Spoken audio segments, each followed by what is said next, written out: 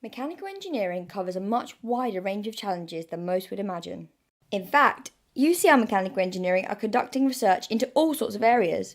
We work on low carbon shipping, designing the greenest engines and novel sustainable fuels, developing the most advanced brain models for dementia, and even studying the flow of red blood cells in channels thinner than a human hair. But today, we're going to be focusing on one of the greatest achievements of the 20th century, the internal combustion engine. Can you imagine your life without engines? It paved the way for enormous industrial and economic growth, as well as providing people with a quick and easy personal transportation. What's going on the inside? Do you know how an engine works? This is a Honda GX160 engine, first produced in the 1980s and still made today. Although it is a relatively simple engine, typically used in lawnmowers and power generators, there are over 50 components. It is what we call a single-cylinder, 4-stroke gasoline engine. Single cylinder means that there is one cylinder in which a single piston moves up and down. This kind of engine is simple and economical and is perfect for garden machinery and mopeds. A 4-stroke engine is one in which the piston travels the length of the cylinder 4 times in a single cycle of the engine. During each stroke, different acts take place in the cylinder. The first stroke is called the intake stroke. During this stroke, the intake valve opens and the piston comes down and sucks an air-fuel mixture into the combustion chamber, the top of the cylinder. The second stroke is called the compression stroke. The inlet has closed and the piston moves back up the cylinder, compressing the air-fuel mixture, giving it a high temperature and pressure. The third stroke is the power stroke. The compressed air-fuel mixture is ignited by the spark plug. The gases combust and by doing so release a massive amount of energy. The piston is pushed down by the rapid expansion of the gases, and this output of energy also produces a lot of heat and noise. The final stroke is the exhaust stroke. The exhaust valve opens, and as the piston moves up, the burnt gases are pushed outside of the combustion chamber through the exhaust port. In this video, we will take apart most of the major components and rebuild this Honda GX160 engine. We will learn how expanding gas in an engine creates useful energy to provide a twisting motion which can drive a load, for example, the wheels of a car. This is the crankshaft. It translates the horizontal motion of the piston into rotational motion, which can be used to rotate wheels, for example. Connected to it is the piston. When the fuel is pulled into the chamber and ignited, the piston is forced down the cylinder bore, causing the connecting rod to rotate the crankshaft as shown. Some of the torque produced by the rotation of the crankshaft is used to turn the camshaft. This is a key part of the engine as it controls the intake valve, which allows the air-fuel mixture into the cylinder, and it also controls the exhaust valve, which allows the burnt gases to escape the cylinder. If the crankshaft and the camshaft are incorrectly aligned, it can cause catastrophic engine failure.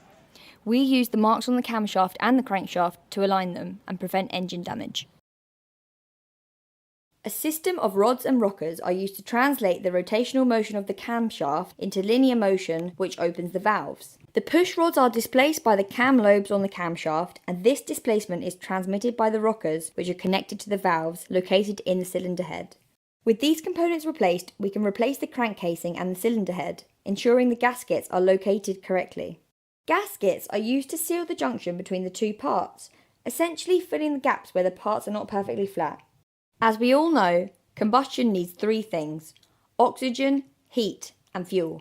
Air containing oxygen and fuel are delivered to the cylinder of an engine pre-mixed, so the combustion can be as complete as possible, with very little unburnt fuel in the exhaust. In modern car engines, the mixing is done using fuel injectors, which spray fuel either directly into the combustion chamber or into the airflow heading into the combustion chamber.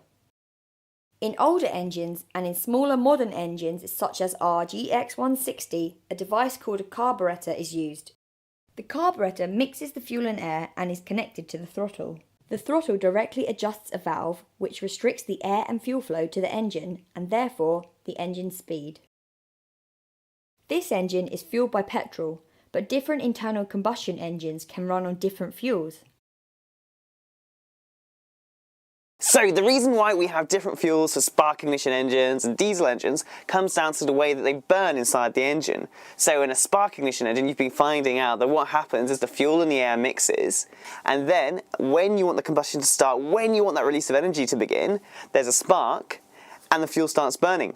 In a diesel engine, that's not what happens. So you still got the same mixing of the fuel and the air, but you're relying on the fuel to auto-ignite. Because of the high pressures and the high temperatures inside the engine, the fuel spontaneously breaks down and starts burning by itself. There are only a few major pieces to be reattached to the engine. First is the air intake filter and the housing.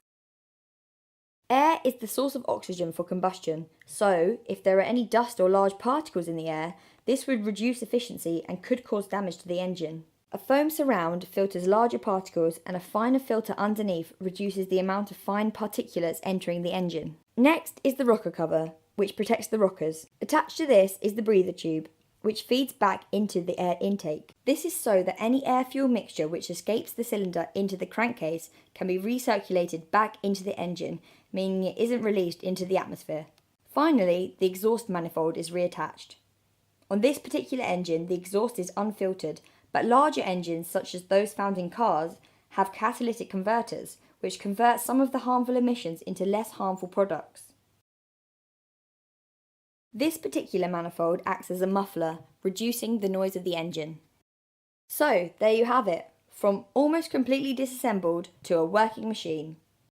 We hope this video has helped explain what components go into an engine, what they do, and ultimately, how engines work.